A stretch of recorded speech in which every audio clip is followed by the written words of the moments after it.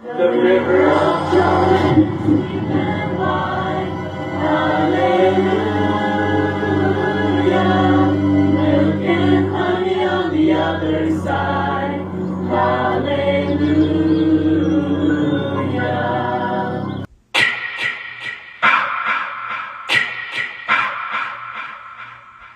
Happy Friday the 13th, everybody, and welcome back to another episode of Adam the Movie Guy. For this episode, I'll be talking about all things Friday the 13th, starting with giving my ranking of the top actors to portray Jason Voorhees, my top 10 hottest girls of the series.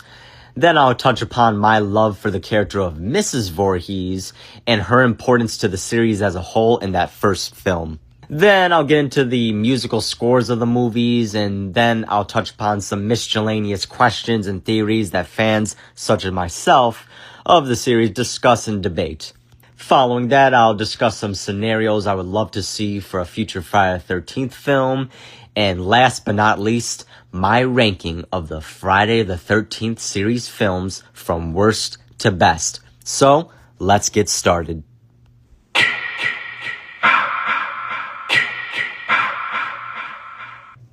Starting off with the ranking of the Jason Voorhees actors from worst to best, there are 10 official guys in total. I'm also going to be mentioning their height when they were playing Jason, with the exception of the first one on the list.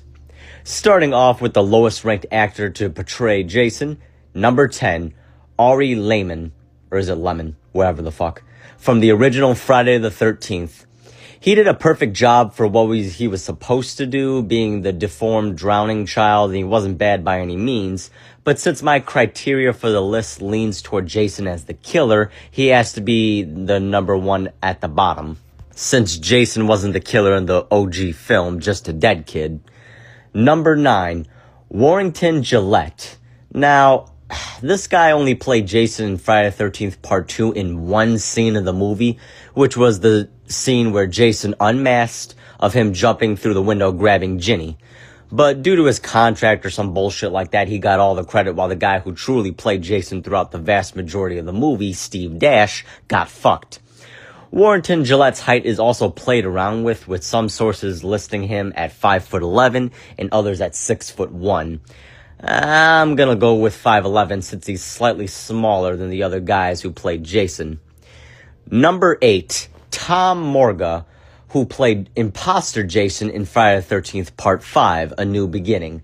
Now, I know a lot of people wouldn't put him on the ranking on Jason actors, since technically he wasn't Jason, just the character of Roy pretending to be him to cover his murders. But honestly, I think he did a fine job, but others just did so much better. His height is often listed as being 6 foot on the dot. Number 7, C.J. Graham from Friday the 13th Part 6, Jason Lives. Graham was truly the first to portray Jason as the official undead version of the character that later became codified with Kane Hodder in the next film.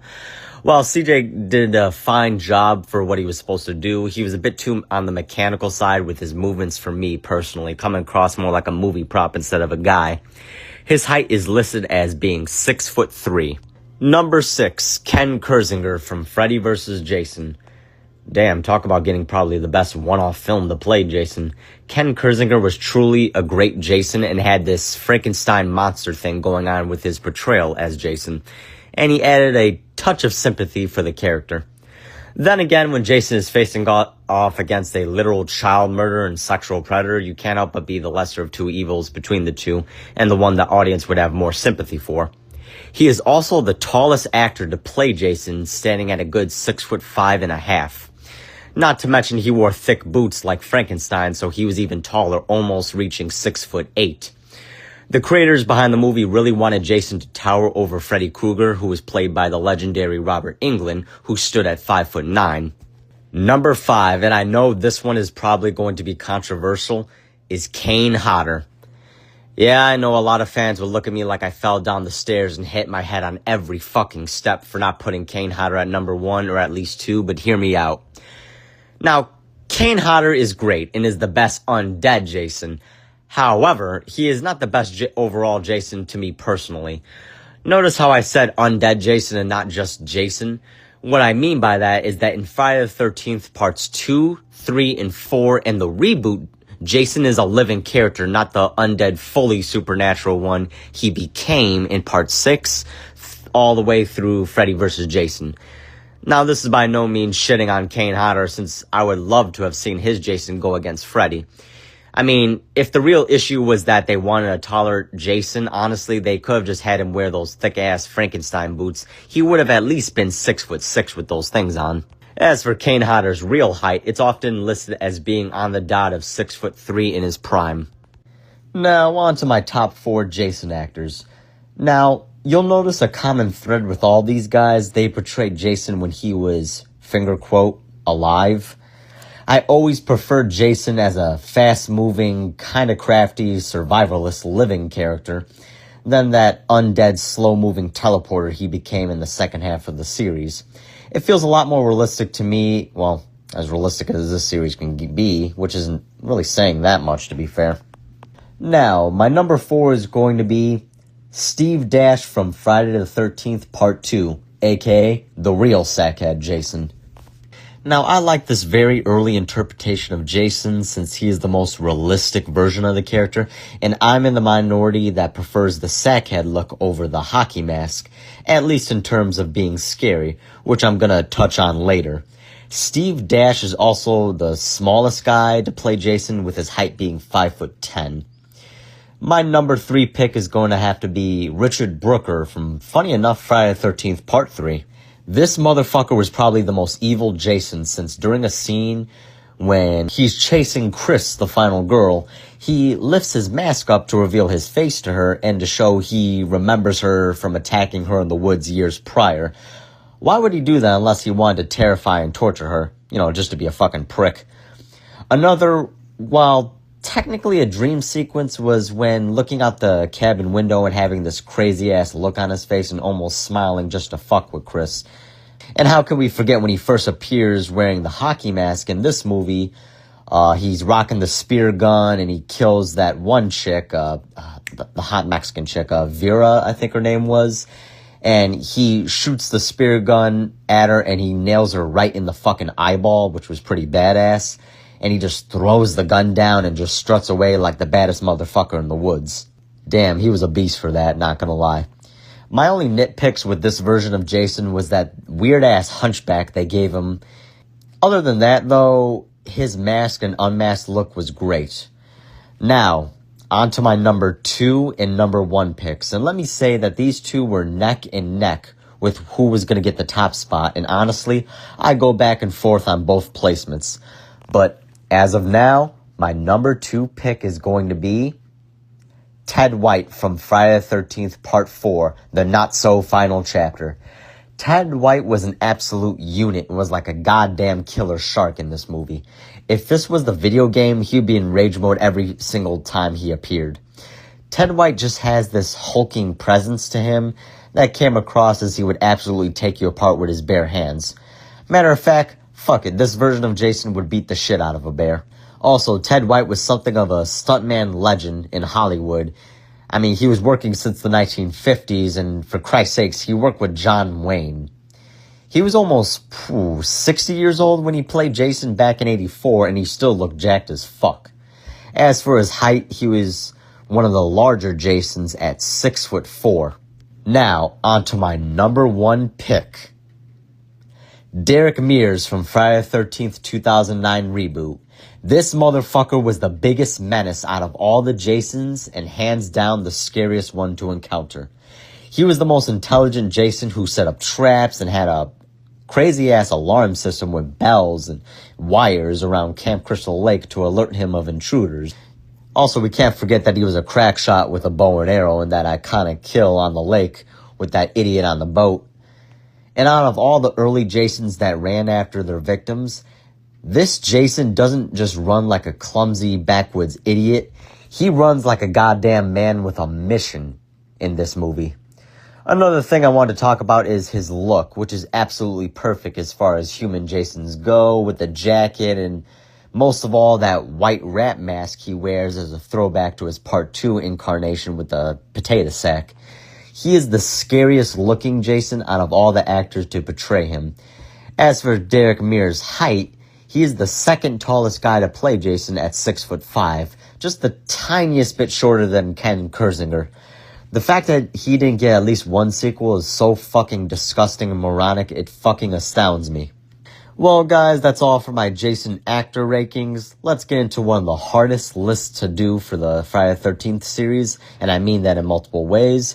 My top 10 hottest girls of the Friday the 13th series. Whoa, I'm getting bricked up already and I haven't even started. This is going to be fun.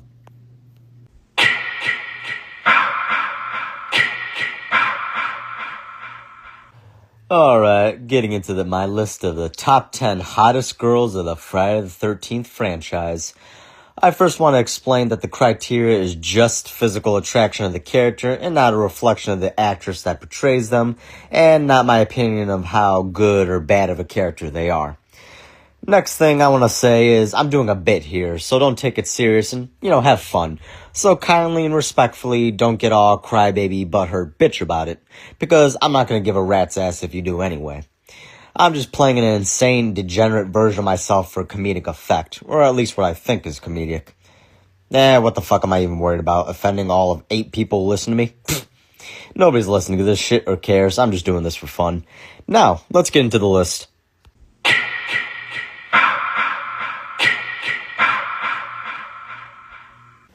Alright, at number 10 is Marcy from the original Friday the 13th. She had this warmth to her character while at the same time being really sexy. We get a great shot of her ass facing the camera in the bedroom scene with Jack, and I knew in my heart the camera operator was telling her, make sure you face this way. And to that camera operator, I say to you, nice. And the way she starts doing an impression in the bathroom mirror in her underwear is also kind of cute and makes her pretty endearing, I have to admit. Number 9, Chris, our final girl from Friday the 13th, Part 3. Now, I always felt in terms of attractiveness, she never gets the praise she deserves because she is absolutely gorgeous. Oh, and that blue sweater was giving young Pamela Voorhees vibes, so that was a bonus. Number 8, Pam from Friday the 13th, Part 5. Like Chris, Pam almost never gets any credit whatsoever, and honestly, it's fucking bullshit. She is stunning, and during the climax in the movie when she's running around in the rain, you could see right through her shirt, and I gotta say, not bad. Number 7, the Hispanic VR camper girl from Jason X. She unfortunately didn't get a name in the credits, at least not that I can recall. But anyway, not only was it a funny scene poking fun at the series, but also was really sexy when the Hispanic girl, or Asian girl, I honestly can't fucking tell. Whatever, the Hispanic/Asian girl and her white friend take their tops off to distract Jason. Hey, you want a beer? Or do you want to smoke some pot? Or we can have premarital sex. We love premarital sex. Number 6, Tina Shepard, our telekinetic enemy of Jason from Friday the 13th, Part 7. I mean, just look at her. She's stunning, and she was beating the absolute shit out of Jason with her telekinetic powers. Number 5 is Trish Jarvis, our final girl from Friday the 13th, Part 4. This girl has the face of an angel, and she's rocking that sexy blue dress shirt thingy, whatever the fuck, at the end when fighting Jason. Also, she was so sweet it was making me diabetic. Number 4, Deborah from Jason Goes to Hell, aka Friday the 13th, Part 9. Now, you guys probably don't remember the name, but you remember the scene, trust me, when she's riding the fuck out of her boyfriend in the tent. Watch that scene and you will understand why she gets that spot on the list. In my opinion, it's probably the best sex scene in the entire series. And yes, even above the one in the reboot. You guys know the one I'm talking about. Number 3, Rowan from Jason X. Now, she was an absolute fucking smoke show. Oh, and the scene when she's in the future on the table in her underwear, fuck me, she was fit. She had me ready to eat, if you know what I mean. Yeah, I was making room for dessert. So come lay your fine ass on this plate, or sit on Big Daddy's mustache and I'll give you a licking. She also slaps the fuck out of the most annoying character in the movie, the professor, so she gets bonus points for that alone. Number 2, Tina, the sex addict girl from Friday the 13th Part 5. Holy fucking shit, this chick was stacked. God damn! She was played by a Playboy Playmate, so go figure. In her real life, last name is actually Voorhees, which is pretty fucking awesome. Swear to God, look it up. Now, here we go, baby. My number 1 pick, which is a twofer in regards to representing 2 franchises. And that pick is Laurie Campbell, played by Monica Keena from Freddy vs. Jason. She is without a doubt the hottest girl from both franchises. I mean, she's got it all. Her face, her eyes, her lips, blonde hair, an amazing fucking rack. Oh my God, those milkers. I would drink her milk unpasteurized. Is that what you wanted to hear? Seriously, every single scene she's in, she looks like she's about to burst out of her top. Swear to God. Ugh. And when she's in that white, almost see-through, very low-cut nightgown for the final nightmare sequence, right before the final fight between Jason and Freddy, God damn! And when she's laying down in the nightgown, her cleavage was like taking up 85% of the fucking screen in view, she just had me like, put your face between those breasts. It's looking sexy and voluptuous and stuff. Man, you wanna act up, get naughty in this bitch. It was giving me real Hammer horror movie studios vibes because those films were known for their take on the classic monsters, gothic horror, blood, and the most beautiful women you will ever see in your fucking life. And with a godlike amount of cleavage. Swear to God. And I have to mention the alternative ending, which is a sex scene for some strange reason. Granted, I'm definitely not complaining, but whatever. Between her and her boyfriend, Will, who, for some weird fucking reason, turns into Freddy. I don't know why the fuck they were going for that. Thank God they actually changed the ending, because that was really fucking stupid. But anyway, there's no nudity in it, but I gotta say, when he rips open her shirt like a fucking animal...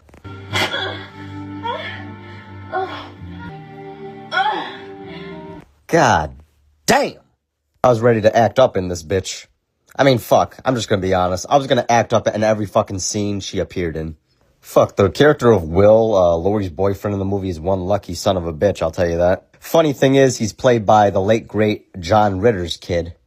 Anyway, back to Monica Keena's Laurie. I mean, holy fucking shit. I would've had that chick looking like a fucking Jackson Pollock painting by the end of it. Come on, Crouchy Tiger, don't hide that dragon. Do it, tear that ass up.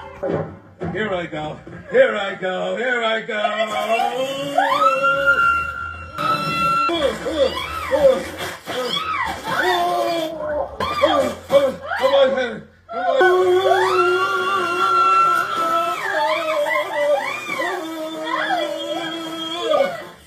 You know, nothing crazy, just standard stuff. Ugh, Jesus, I need to smoke from that.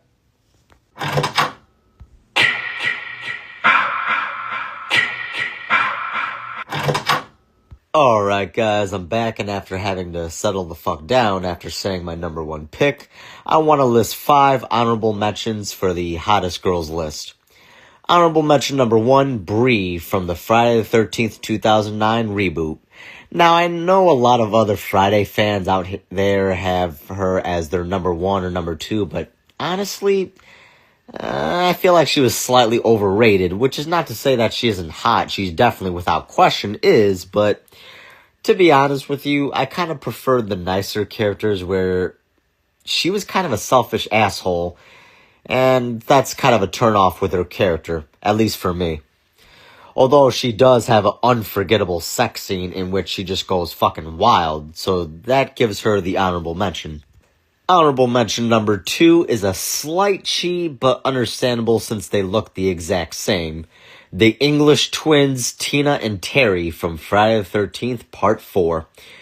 Now, their wardrobe at the party was god-awful and the most unflattering fucking thing to wear. However, their first appearance biking and their skinny dipping made up for it. Honorable mention number 3. Sam, also from Friday the 13th, Part 4. She was really sexy, and most importantly for me personally, she was sweet and had a great friendship with the character Sarah.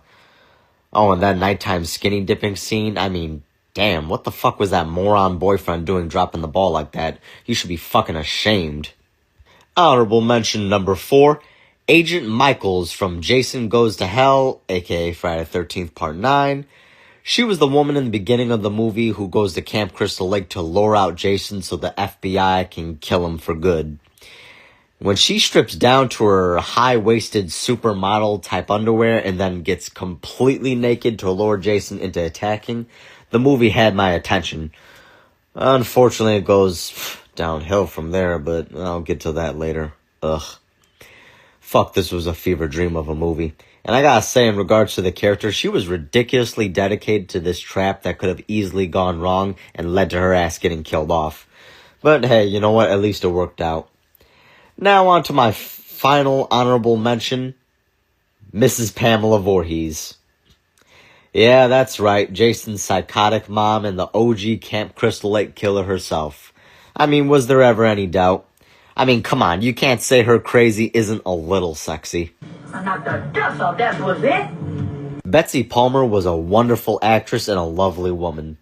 Also, side note, I actually saw pictures of a young Betsy Palmer from the 50s and 60s, and let me just say, wow. Well, that's all for this filthy, crude, degenerate, bricked up segment. Let's get into the next.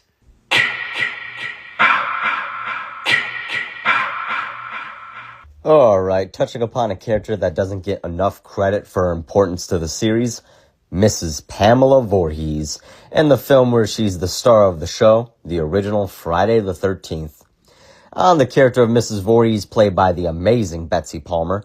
Mrs. Voorhees is so underappreciated as a slasher movie icon, and the acting of Betsy Palmer playing this mother mad with grief and rage is such a great thing to witness.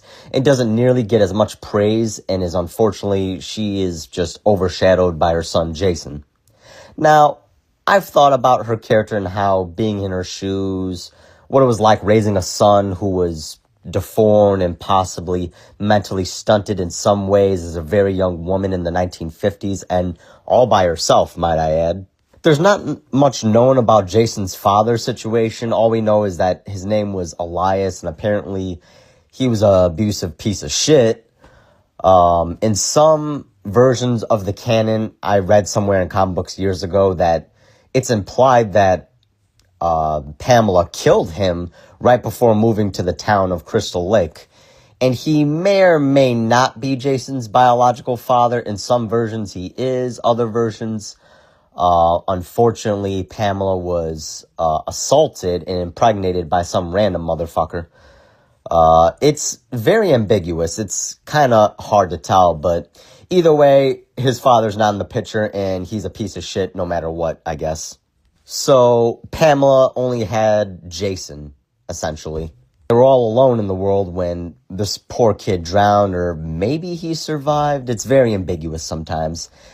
Anyway, losing Jason drove this poor woman over the edge, and because she felt that they didn't care about her son, you know, they as in, well, not only the camp counselors, but I guess the world as a whole, possibly because he was different, that their negligence was just, you know, pure malice, and she just fucking went mad. For years, this woman sabotaged every attempt for the camp to reopen, causing fires, poisoning the fucking water, which, okay, somebody needs to explain to me how the fuck does that work? How do you poison water? Somebody explain that shit. And even just straight up murdering the 2 counselors the year after Jason's death, which I think I recall reading that the 2 counselors, Barry and Claudette, that she murders in the very beginning of the OG Friday the 13th, I think those were the same exact counselors who were fucking while Jason drowned the previous year. So, okay. You mean to tell me these 2 idiots got rehired after that whole situation? Holy fuck. Okay, if I was Pamela, I would be pissed. So, Pamela single-handedly helped spread the general opinion of the town of Crystal Lake that the camp has a death curse, both for revenge and another sympathetic way to look at it, so no other parent would feel the grief of losing their child. I mean, the owners of the camp, the Christie family, went broke and mad, and it was passed down to their son, Steve Christie. You know, the one that somehow managed to pull Alice when he looks like a fucking child molester with that damn 70s mustache and jean shorts. Fuck, I cringe every time I watch the OG movie, and he touches her. Ugh. It makes me wonder how the fuck did he pull her. Even she had an uncomfortable expression on her face when he did that. I know in the movie their relationship was somewhat ambiguous, but the film's novelization pretty much confirms that they did hook up, which upon reading that, my immediate reaction was to ask, why? Okay, enough with shitting on Steve and back to Mrs. Voorhees. The scene when she introduces herself is just an iconic moment in the series. Here's an audio clip of Alice meeting Mrs. Voorhees for the very first time. Well, I'm Mrs. Voorhees, an old friend of the Christies. And when she mentions Jason for the first time. Did you know that a young boy drowned the year before those two others were killed? The counselors weren't paying any attention. They were making love while that young boy drowned.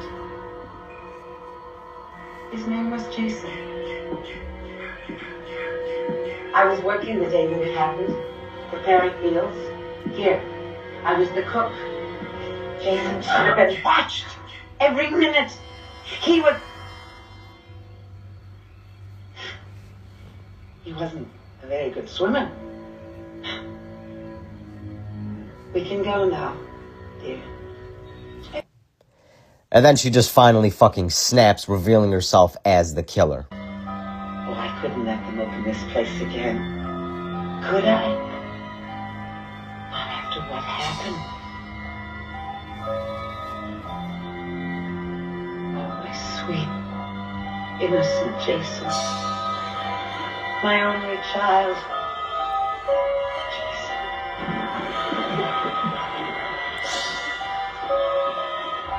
You had drowned. You never paid any attention. What you did to him. Look what you did to him. And finally, when she is so unhinged and disconnected from reality, she starts channeling Jason as if she's being possessed by him, and he is talking through her mouth. Kill her, Mommy. Kill her. Don't let her get away, Mommy. Don't let her live. I won't, Jason. I won't. Another thing I want to mention is how this is very similar to the Norman Bates thing with his mother, just a reverse of that, with the son dead and the mother mad with grief and denial. I wish that more was done with her character, like in Friday Part 2, with Ginny pretending to be her, and Jason, in his mind, he saw Ginny as Pamela, something I wish they expanded on and explored more. Maybe by having Jason imagine her decapitated corpse animated in her disembodied voice urging him to kill. Kind of what the video game did. To summarize the character as a whole of Mrs. Voorhees, she is just such a iconic slasher movie villain who deserves more praise, and she's a pretty sympathetic character in spite of the god-awful and evil things that she does. A lot of the fans of the Friday franchise love her character, myself included, and even sympathize with her motive. Here's an audio clip of the Killer Queen herself, Betsy Palmer, speaking on the Crystal Lake Memories documentary about the Friday the 13th series and talking about the fans' love of her character. When I'm doing the autograph signing conventions, they put their babies in my arms, and this killer lady holds a little child, and the little children come up and all. I've said to people, I said, why do you love her as much as you do when she's supposed to be this dreadful human being? And they say, because we understand why you did it. Mrs. Voorhees, to my thinking, had every reason to keep a camp closed because otherwise somebody else's son would drown, just like her little Jason. And that's all she was doing, was making sure that that never happened to another mother ever again. I've never felt that she was anything but a mother who was trying to care for a poor wounded cow. Perfectly said. As for the OG movie itself, to me it always played like a more violent poor man's Agatha Christie whodunit. Then again, the poor man's Agatha Christie is still heads and shoulders above a lot of the mediocre slop that came out in the wake of this film's success. Now, okay, I do want to bring up some criticisms of the film, some valid, others not so much. One criticism is that some people say it's boring, citing the most dragged-on filler scene towards the climax of the movie of Alice just fucking around the cabin waiting for Bill when everybody has already been killed and she's the last one remaining. We watch this girl strum a guitar and make coffee for what feels like a fucking eternity. Now, on one hand, I do agree partially that this scene was dragged on far too long. On the other hand, I think they were trying to build suspense and ramp up the tension and make the audience feel the uncomfortable anxiety that Alice is feeling in the moment, which unfortunately went on far too long. If they would have shortened the scene or made it more obvious of Alice's increasing paranoia, it would have been received significantly better and people wouldn't complain as much. That, and to get real for a moment, let's be honest. This generation of moviegoers have the attention span of a fucking goldfish and need constant stimuli with their fucking TikTok brain-rot iPad kid minds. Fuck, I'm old now. People listening to this are probably thinking I'm gonna be that one old guy who's always yelling at kids to stay off my lawn, or complaining about the price of fruit at the cash register and making everybody behind me in line wait, or having my blinker on for 2 lights in a row without turning. The other criticism that this movie has, and it admittingly has a lot more weight to it, is the whole aspect of this movie being a whodunit is undermined by the fact that Pamela doesn't appear until the end of the movie, and we, the audience, could never predict she was the killer because we never even knew she existed until then. We only hear mentionings of Jason's drowning as a possible motivation, but no mention of her, which I gotta admit is kind of bullshit. This could have been easily fixed by doing 2 things. Having a young Pamela appear in the opening scene set in 1958 when the counselors are singing campfire songs. I would have cut the scene like this. Still have Pamela's killer POV walk through of the cabins checking on the young kids sleeping while the counselors are singing the song Down in the Valley. And then have her join the counselors toward the end of them singing Michael Row Your Boat Ashore, and she sees Barry and Claudette, the counselors eyeballing each other, signaling they're ready to fuck. Just don't focus the camera on her face. Just have her in the background, maybe slightly blurred where everybody knows she's there, and don't make anything of it since she's the camp cook. After all, why would they make anything of it? She would be there. Anyway, think what would be going through her mind in that moment, seeing Barry and Claudette were responsible for Jason's death the previous year because they were having sex while Jason was drowning and were supposed to be watching him. And the fact that the Christie family owners of the camp rehired them the very next year is not just fucking astounding, but their presence already is a huge slap in the face to Pamela, so she would have already been furious with them being there in the first place again. But when she sees that exchange of looks Barry and Claudette give each other, signaling they're ready to have sex again, it shows they learned absolutely fucking nothing from what happened the previous year. And from Pamela's point of view, they don't give a fuck about Jason's death or Pamela's feelings. Hell, I really don't think they gave a fuck. So of course that would have been the final straw that broke the camel's back. Fuck guys, I'm gonna level with you. The more I think about this, the more I side with Pamela. Honestly, fuck Barry, fuck Claudette, and most of all, fuck the Christie family for having the IQ of a goddamn rock for rehiring those pricks after the whole situation. Steve Christie is somewhat sympathetic, but this guy makes me feel like he's undressing me with his eyes and is like 2 seconds away from bending me over and giving me the Felice Johnson treatment. Now, I tell you what, I like you, and I want you. Now, we can do this the easy way, or we can do it the hard way. The choice is yours. Okay, I see you choosing the hard way. Chris, I'm a warrior. The other thing I would have done is when the movie is then flash forwarded to the then present day of 1979 when Annie walks into the town diner asking for direction to Camp Crystal Lake, have Pamela be in that diner and even strike up a mini conversation with Annie. Just don't have Pamela the only one talking to her or striking up a conversation when she hitches a ride with the unknown killer. She recognizes Pamela from just seeing and talking with her at that diner, but doesn't say her name or give away if it's a male or female driver, whatever. She just says something like, "Oh, hey, it's you," kind of like what Steve Christie did later when he got killed off. Something ambiguous to display recognition without, again, giving away the killer, since in my version, multiple people spoke with Annie at that diner, so in theory, it could have been any one of them that picked her up just now. What spurred on this whole segment was for all the hot takes I was listening on YouTube at work one day, and when I heard these takes on the OG Friday the 13th, I started to see red. Now, okay, I know every single person is entitled to an opinion. However, we're also entitled to question and call out that opinion, especially if it feels like if that opinion is dog shit. One guy I was listening to in particular bash the original Friday the 13th, going as far to say it's a terrible movie, had me say what the fuck out loud at work, making my coworkers ask what the hell is triggering my unhinged movie guy side. This guy even had the balls to say if there was a Mount Rushmore of horror movie icons, Jason wouldn't be up there. Now, to this guy that I was listening to, I know you have your opinion and I respect that. Having said that, your goofy ass like Jason Goes to Hell, but not the first movie. Everything you say is fucking worthless. Sorry, guys, I didn't expect to get that heated.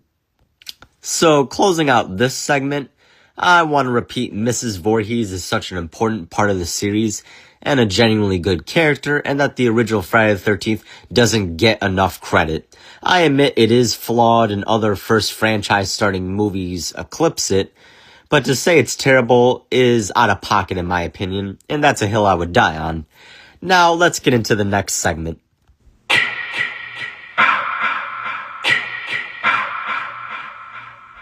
Okay, touching upon the music in the series, I just wanted to say a few things. First thing, the theme of the original Friday the 13th, and the franchise as a whole really, is underrated in my opinion. Granted, it's nowhere near the godlike score of horror films like Halloween and the original Nightmare on Elm Street or even Candyman, but I'd still say it's in the upper tiers in terms of being good. One thing I love about it is the fact that it sounds like a ripoff, or at the very least, it was heavily inspired by the score for Alfred Hitchcock's Psycho. Take a listen to some of the score from Psycho and then listen to the score for Friday the 13th. It's impossible, at least not to me, not to hear the similarities, particularly with the string sounds. Here, listen to this comparison I did. The first 10 seconds are the Psycho theme, and then it's the Friday the 13th theme. Take a listen and determine for yourself if there's a similarity, because to me, it's cut from the same cloth. Take a listen to it.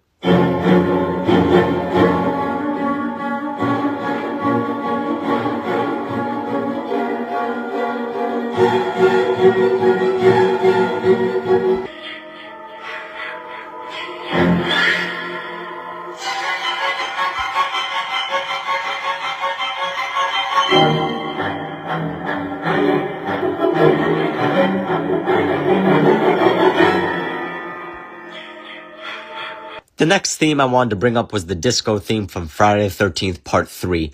This came out in 1982 and was the last gasp for the disco genre before it died.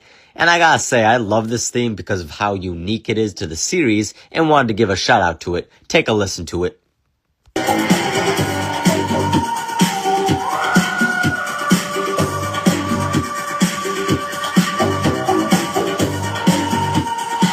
The next song I really wanted to give a shout out to and show some love was the theme song from Friday the 13th Part 8, Jason Takes Manhattan. The fact that people hate on this song being the theme for Friday 8 is beyond me. I feel like those people just want the same motherfucking thing for every single movie in the series. These are the same goofy goddamn goobers who have a problem with Jason going to Manhattan, or space. They just want Jason to stay in this little bubble of Camp Crystal Lake, and to that I say, come the fuck on. This series has so many installments, they had to do something to shake things up. Anyway, take a listen to a part of the song Darkest Side of the Night from Friday the 13th, Part 8.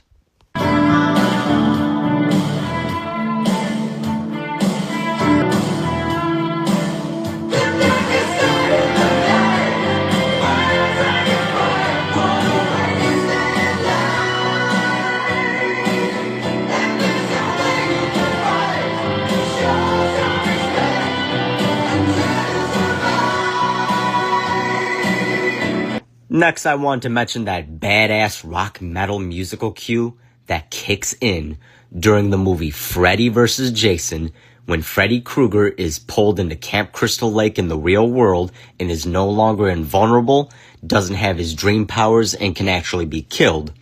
He's about to kill the final girl, Lori. Oh, goddamn, she's fine. I would drink her milk unpasteurized. Is that what you wanted to hear? Anyway, before he can kill Lori, he turns around and sees Jason Voorhees staring him down, ready to fight, and the look of genuine fear on Freddy's face was one of the best moments in the entire fucking series. Take a listen to it.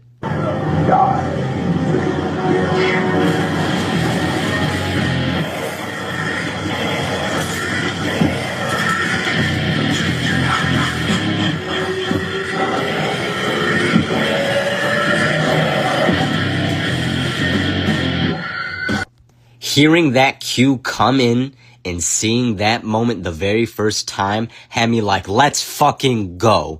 Jason is gonna wreck Freddy's shit all over Camp Crystal Lake. Next mention is that duet the character Demon and Anita sing in Friday the 13th Part 5 while Demon is on the shitter. Take a listen to it. Ooh, baby. Hey, baby. Hey, baby. Ooh, baby. Ooh, baby, ooh, baby, ooh, baby, ooh, baby. Hey, baby, hey, baby, ooh, baby, ooh, baby, ooh, baby, ooh, baby, ooh, baby, ooh.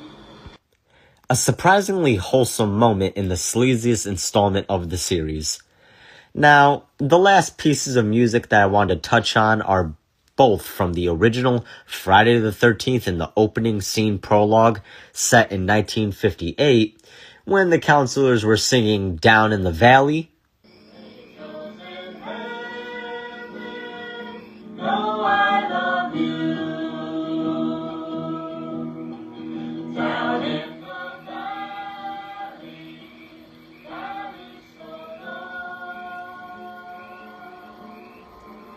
And their version of Michael, Row Your Boat Ashore. Hallelujah,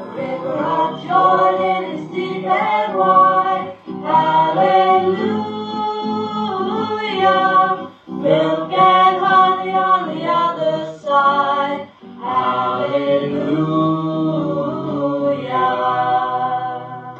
Now, the reason why I love those songs so much is because it adds to the summer camp atmosphere and makes it feel real. Particularly the version of Row Your Boat Ashore that they sing. I love the fan film recreation they did of the song when they recreated this flashback prologue in the Friday the 13th fan film called Friday the 13th Vengeance that's on YouTube to watch for free. Here's what the teaser version sounds like. The river of Jordan, sweet and wide, hallelujah,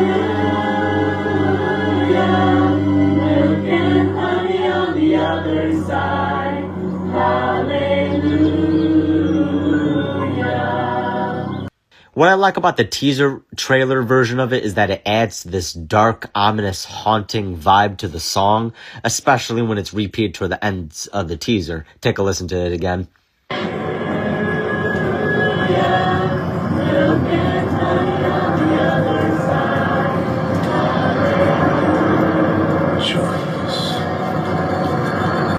It gives off an almost ghost-like haunted atmosphere to Crystal Lake, which is perfect for the series, like it's representing the echoes of the camp's victims. Well, guys, that's all for the music segment. Let's get into the next.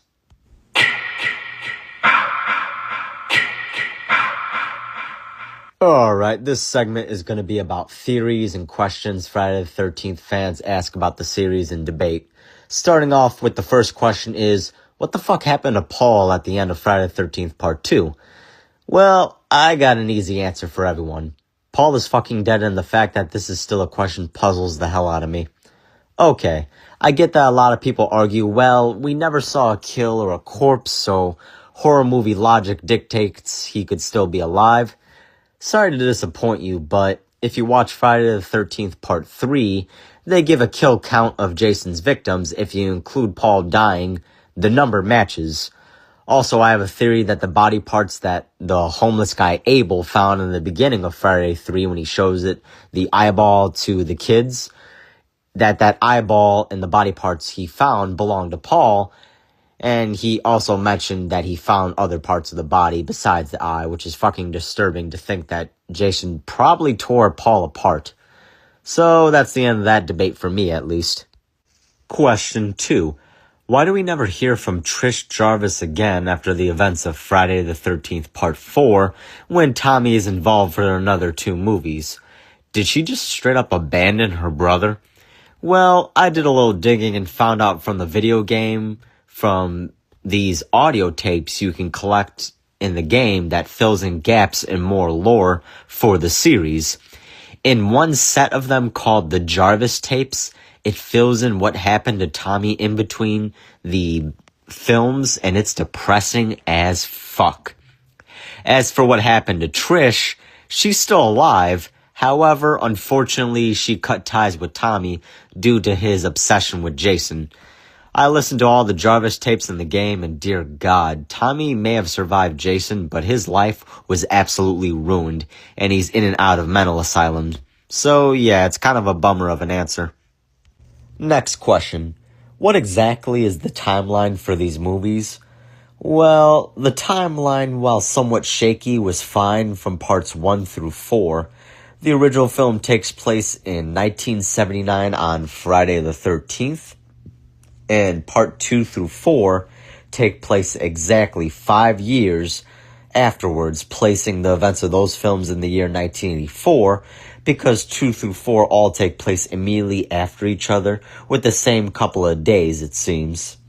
The timeline gets fucked up with another time skip for part 5, then part 6 kinda ignores part 5, but seems to take place 8 years since Friday 4, then part 7 takes place 10 years after 6, and fuck me, my brain hurts. You know what? Fuck it, the timeline makes no goddamn sense.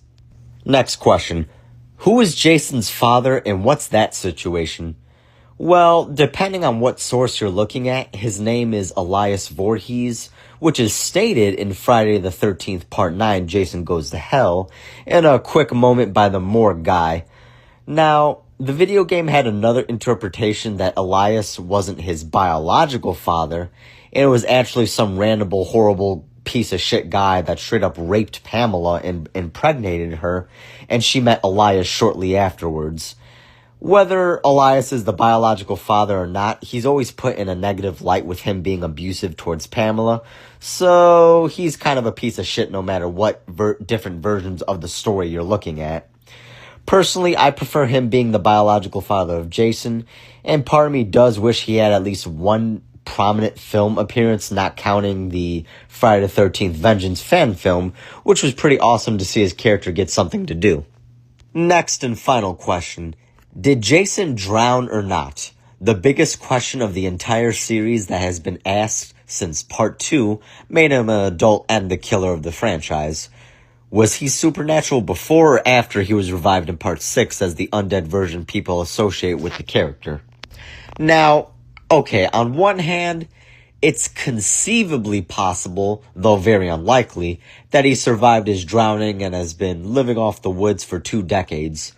Although the problem with this is that it fucks with Pamela's motivation, unless for the fact that you assume that she had no idea he was in the woods, which the original movie plays it as he's dead, and she went mad with grief. Now, here's my interpretation, and I know it's going to sound absolutely fucking ridiculous and insane, but you know what? The whole series is insane, so hear me out, guys. My theory is that Pamela used the Necronomicon from the Evil Dead series to revive Jason shortly after his drowning, and it worked, but it changed him, making him grow insanely strong and extremely difficult to kill as he got older, which explains why he aged between 1958 and 1984. And doing the math, he would have been in his early 30s, which is exactly how he's portrayed in parts 2 through 4. Then he dies, seemingly for good, in part 4, but due to the resurrection spell from the book that Pamela used, when his corpse got dug up in part 6 and is struck by lightning, it was all Jason needed to come back as an undead version of himself. Now, I know a lot of people hearing this will think I sort of a huge line of blow before giving my theory, and you'd be right, but that's beside the point. Now, the reason I lean toward this theory is because the Necronomicon was shown to be in the Voorhees home in Part 9, and Evil Dead is confirmed to share the same universe as Friday the 13th and A Nightmare on Elm Street. So at some point, Pamela tracked down one of the volumes of the Necronomicon and used it to resurrect Jason, and it would explain why he was so strong and durable even before he became the undead version of himself in Part 6. Granted, Part 9 is often ignored by fans and considered not canon, which I can't really blame them and personally wish they did something different, but the fact remains that whether we fans like it or not, Part 9 did happen, so we have to acknowledge it. And besides, as insane of a theory it is it really any more insane than him being resurrected by lightning in Part 6, fighting a telekinetic girl in Part 7, swimming all the way to Manhattan in Part 8, all of Part 9, going to fucking space in the future in Part 10, and fighting a literal fucking dream demon with Freddy versus Jason? I rest my case. Anyway, let's get into the next segment.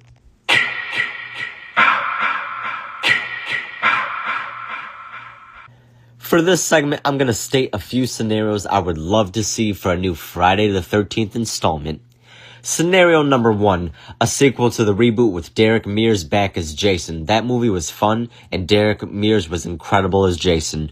Scenario 2, a winter set Friday the 13th with Jason in the snow at Camp Crystal Lake. You know, fans have been begging for this for decades, and the fact that we haven't gotten it, not counting fan films, is absolutely ridiculous. We almost did have it for Part 9 or 10, but Sean Cunningham, the OG director, threw it in the trash. God damn it, Sean, why the fuck would you throw away the easiest slam dunk you can make, and instead you go ahead and make Jason Goes to Hell with Adam Marcus? He needs to have his fucking head examined for that one. Jesus Christ. Scenario 3, another shot at Jason Takes Manhattan.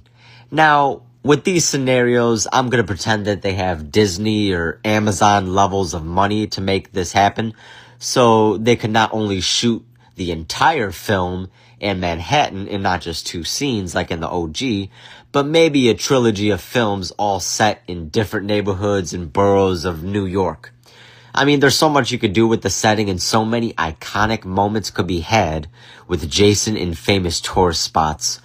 Jason in Madison Square Garden, Jason in Yankee Stadium, Jason on top of the Statue of Liberty, Jason in Central Park, Jason on top of the Empire State Building, Jason on the Brooklyn Bridge, Jason in Grand Central Station, Jason in St. Patrick's Cathedral for a gothic horror vibe type of scene, Jason in Chinatown, Jason at Coney Island, Jason in the Bronx Zoo, hell, just Jason in the Bronx, period.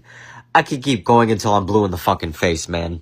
Final scenario, a direct remake of the original Friday the 13th. The approach I would take with this is so simple too. I call it the Resident Evil 1 remake approach. Now, what I mean by that is that the video game Resident Evil came out in 1996 and was remade in 2001.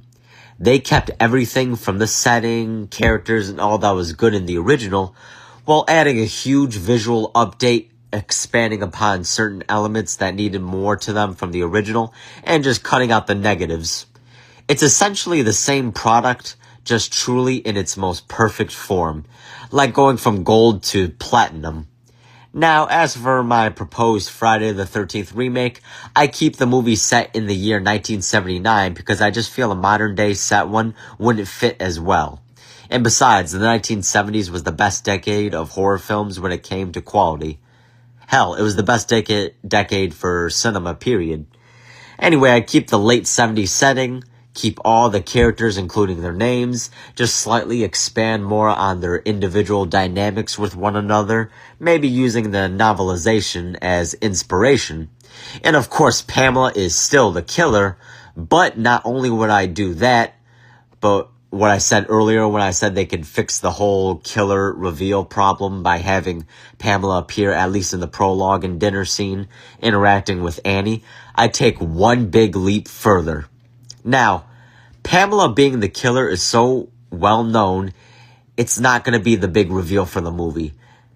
Now, she would still be the main killer, however, she wouldn't be working alone. This time, she would have a hand. Elias Voorhees, Jason's father, would be joining her in the revenge killings. Now, in this interpretation of Elias Voorhees that I would cook up, I would remove the whole abusive angle to make him sympathetic like Pamela. Since, I mean, come on, does Pamela really need to have this much of a shit hand in life? I would even have him wearing the sackhead mask and when he's seen on screen when he's doing the killings, and keeping the mystery POV for Pamela when she's doing the killings. Then, I'd have one last surprise after they both got killed by Alice, like how she killed Pamela in the original. The big surprise would be, Jason is alive and he has been hidden away from society in the woods by his parents in a misguided attempt to protect him after his near-death experience from drowning.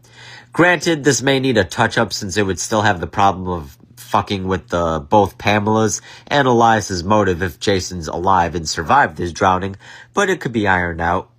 Or maybe just do what the OG did. He did indeed drown and die, and he somehow came back, maybe through supernatural means, I don't know, maybe I'll keep it ambiguous, whatever. I gotta work on the script for this because it sounds fun. Anyway, let's get into the next segment.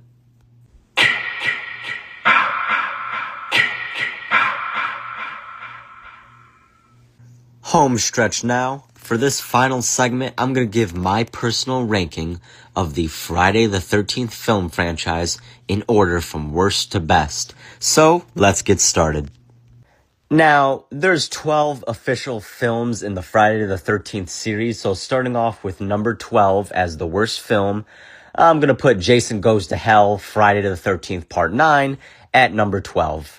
I mean, what the fuck were they thinking, turning Jason into a weird slug demon thing to possess other people's body and ask to be reborn through a female family member's body to get his old body back, and the only way to kill him and send him to hell for good is with a magic dagger that only a Voorhees can use to kill him. Now, think about what the fuck I just said. Now, I'll name a few good things, like the kills are pretty good, with the tent kill being incredible. Also, it probably has the best sex scene in the entire series, so that's always a bonus. Funny thing is, about the actor and actress who were in that scene, they were a couple in real life, and they just broke up before they filmed that scene, so it must have been awkward when it came down to do, that moment in the film. One other thing I did like is that it kind of breathes more life into the town of Crystal Lake with the dino workers and the cops. Joey was my favorite comedic character of this movie because she was just a foul-mouthed bitch. The only thing that salvages this film for me is every time I watch it, I pretend it isn't a Friday the 13th movie, but another franchise altogether. It's still in so bad. It's good territory, but watching it like that helps a lot. Now, at number 11, I'm going to put Friday the 13th Part 7 in that spot. Okay, let me be clear. I don't hate the movie, and over the years, I've seen a lot more positives about it. However, the MPAA fucked this movie by editing out all the kills. And Tina is such a lovable final girl that you really empathize with. Also, she is absolutely stunning. And don't forget she has telekinetic powers and really wrecks Jason's shit with furniture and tools like it's Home Alone. The reason I put this movie this low is because despite the surprising amount of positives, I just see too many negatives, like the side characters being all pieces of shit, god-awful dialogue, nerfed kills, and questionable story choices such as making Tina's abusive dad the hero, which felt unearned. It's just a very inferior version of Friday 4 with the party kids in the house setting. At number 10, I'm going to put Friday the 13th Part 3. Now, I do like this movie, but to be honest, guys, I always felt it was kind of overrated, and the reason why people sucked this movie's cock is because Jason gets his hockey mask in this one. Whoop-de-fucking-do. The side plot with the bikers was underdeveloped, and honestly, I would have preferred they cut that shit out in favor of Chris and her trauma story with Jason. Speaking of which, I do not like the implication that Jason raped Chris, which contradicts his character to me. Besides, it kind of takes some of the dumb fun out of the movie with that elephant in the room. It makes sense for Freddy Krueger, but not for Jason, so keep that shit away from his character. At number 9, I have Friday the 13th Part 6, Jason Lives. This is another choice I will raise eyebrows for putting this low, but to be honest, I wish the movie had a much darker tone, and some of the comedy falls more and more flat to me every single time I rewatch it. One big positive is the universal gothic horror vibe of the movie, which I feel should have been leaned on more instead of leaning on the fourth wall comedy. Also, that paintball scene was fucking ridiculous. Oh my god. At number 8, I'm gonna put Friday the 13th Part 8, Jason Takes Manhattan. Now, over the years, I've grown to like this movie a lot, and the only reason it's this low is because we spend so little time in Manhattan, and the cruise ship, while genuinely fun and had some good stuff on it, was the vast majority of the film. Rennie the final girl was just okay, but could have been a lot better, and her love interest, Sean, was kind of a whiny little pussy. Julius was the MVP of the movie, and his boxing scene with Jason and Death was the highlight of the movie. Fuck, I wish he could have lived instead of Sean, and Sean got his head punched off instead. Now, the budget got cut in half, which fucked this movie over since Paramount had no respect for the series and were embarrassed by it, but they only kept making them since they always made them a lot of money. They cut out damn near all the stuff they wanted to do in Manhattan, which is a damn shame. I wish I was rich and had a time machine to go back and give them an 80s level blockbuster budget to make the film they wanted to make, but unfortunately, it is what it is. At number 7, I'm going to put Jason X, aka Friday 10, in this spot. Now, I know it's a goofy, ridiculous film with Jason in space in the future, but upon rewatching, I was surprised at how fun of a movie it was. Rowan, the final girl, is great. She's likable, strong, and beautiful. And Uber Jason, aka Cyborg Jason, was fucking awesome. The only thing I wish is similar to what I said about Friday 6, with having a bit of a darker tone, which is originally what they were going for before they did some rewrites on the script. They originally wanted more of a Ridley Scott alien movie vibe, but went for comedy, which is understandable because Jason in space is ridiculous, to be fair. At number 6 is Freddy vs. Jason. I love this movie, and it finally brings both Freddy Krueger and Jason Voorhees face to face with one another. It feels like an R-rated Scooby-Doo film, so what's not to love? The final fight at Crystal Lake was a showstopper with blood everywhere, like Quentin Tarantino made this movie.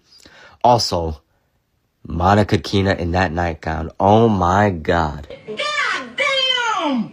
Okay, I need to chill out. Oh, let me chill out. Ooh, mess around and get your ass pregnant. The only reason I put this movie at the midpoint is because, honestly, it feels much more like a Nightmare on Elm Street movie featuring Jason. So, number 6 is the perfect spot for it. At number 5, I'm going to put Friday the 13th Part 5, A New Beginning, in this spot. Now, I know I could hear the screaming and people asking me if I got dropped on my fucking head, but hear me out. Yes, I know Jason technically isn't in the movie and it's an imposter pretending to be him, but I don't feel that has any real merit to making this a bad movie by itself. Hell, they brought it back to the idea of the OG film, with this being a bit of a whodunit in the motive of a parent avenging their child. The kills were pretty good, and I loved the design of the hockey mask with blue chevrons instead of red, tipping off the fact that this isn't really Jason. I love the character Ethel for having the best lines in the movie. Would you shut the fuck up? Oh, shit. Who the fuck are you? What the fuck do you want? You big dildo. Eat your fucking slop. Ain't I make the best goddamn stew in the whole wide world? Best goddamn stew in the whole wide world. I'm gonna chop you into itty bitty little pieces, my friend. Just like they done to that pig-o over there at that fucking crazy farm. And Debbie Sue Voorhees, the actress that plays plays Tina, the sex addict. Yes, her real life last name is Voorhees. When she goes topless, I mean, holy fucking shit. Her back pain must be god-awful. But man, what a sight. Ugh, I'm gonna need to be hosed down by the end of this like a wild-ass animal. At number 4, I'm gonna put the original Friday the 13th in this spot. What needs to be said about this horror classic? Yes, I know the pacing may be slow and there's some filler, but Betsy Palmer as Mrs. Voorhees just elevates this film all the way to this spot. It is so underappreciated for kickstarting the series and often called boring, or people will say, oh, Jason's not the killer, and just turn it away for that alone, to which I say that is such pure horse pussy, because this is a good start to an iconic franchise that people need to show more respect to. Also, about that horse pussy thing, I was trying something new. I hope it landed. At number 3, I have the Friday the 13th, 2009 reboot of the series. Derek Mears is hands down the best Jason Voorhees in my opinion, because this Jason was a fucking unit and had a whole Rambo survivalist vibe to him, which makes perfect sense for the character, seeing as how he was a camper. And in a blink or you'll miss it scene, they showed archery trophies when the characters in the opening were exploring his abandoned cabin. So it did justify how Jason was able to pull off that incredible shot with the bow and arrow to kill that loud, annoying douchebag driving the boat. And the sec had a rat mask he wears as a throwback to part 2 is hands down the most intimidating Jason look ever. The only complaints I hear about this film are, number 1, people bitching about Jason making a whole underground tunnel network layer. And my response to that is, it's a stupid fucking complaint when you can forgive all the other insane shit the series has done with the character Jason, but that is one step too far? Really? Another complaint is the characters are all unlikable with the exception of Danielle Panabaker's character, the dude from Supernatural is the main guy, and his sister. Everybody else are assholes. I mean, honestly, I kind of agree, but at the same time, that's nothing new for a Friday film, and you can't look me in the face and say these bunch of pricks were worse than the bunch of pricks we got in Friday 7. Holy shit, I'm glad Jason mowed those fuckers down in part 7, because they sucked. The last complaint I hear about this movie is that there's too much sex and nudity, to the point that the film feels borderline pornographic in some scenes. Honestly, I don't see the problem, but considering I love part 5, the sleaziest movie in the series, are you really surprised? Besides, the chick in the beginning of the movie with the absolute worst fake tits I have ever seen in my life, all the other girls were smoke shows. Seriously though, I hope she kept the receipt for those, because that surgeon should be fucking embarrassed. What the fuck, man? You know, I have a funny memory with this too, because years ago, before my mom passed away, we were watching this movie. I was about 17 at the time.